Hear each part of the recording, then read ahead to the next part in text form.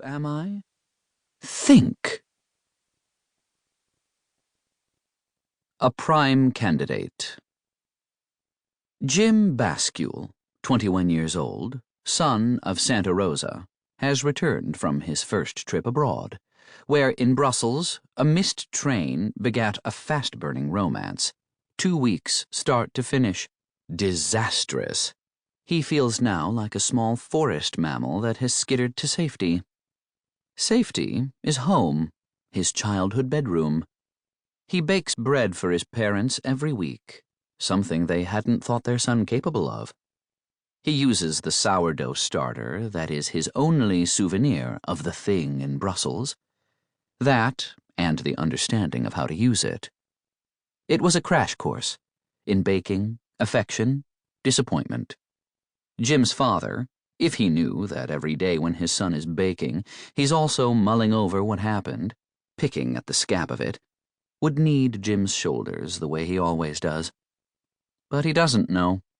He thinks his son has found a hobby, so he simply enjoys a higher grade of toast. It is 1985. Jim's trip was supposed to be a tidy transit from Paris to Berlin. He wanted to see the wall, shiver in its shadow, read his yellowed copy of Tinker, Tailor, Soldier, Spy in a sunny beer garden. But the thing in Brussels derailed him. Jim's friend Benji, whom he met in the 9th grade, and whose trajectory he has matched ever since, lives in Berkeley, and Jim is, theoretically, supposed to follow. They both graduated from Santa Rosa Junior College the spring prior, and Jim's plan was to proceed, after Europe, to the University of California. He assures his parents an application is imminent, but he cannot make himself fill out the form. Benji hangs around a place called Café Candide, which is less a restaurant and more a boarding house for bohemians who pull themselves together to serve, between Thursday and Saturday nights, a single prefix dinner.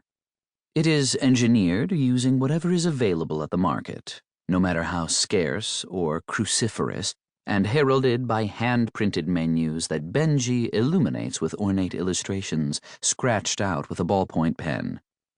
Jim watched him hone this skill in the back row of many math classes, and it is a pleasure to see it productively deployed. Thursday through Saturday, Jim drives across the Richmond Bridge in his father's Ford Pinto to sample the taste of Benji's new town, his new crowd at Café Candide. When they ask him about the thing in Brussels, he lies. He says he received the starter from a wizened old baking master, not a woman who still monopolizes his thoughts. The cafe's impresaria, the bright and beautiful Charlotte Clingstone, asks Jim one night if he will bake bread for dinner, which features a quartet of grilled cheese sandwiches, 4 different kinds of cheese, 4 different kinds of fire, gas, wood, charcoal, blowtorch.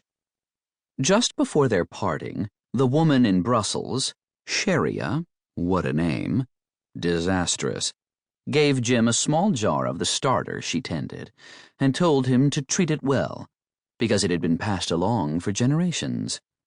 Jim took this as a sign of devotion. In fact, he understood later it was a consolation prize. On his last day in Brussels, after morosely stuffing his possessions into his duffel bag, he began to empty the starter into the toilet. The toilet! The insult of it struck him mid-pour.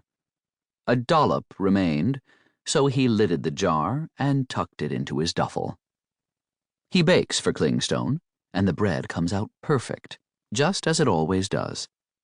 Jim acknowledges that the starter does all the work. I appreciate that.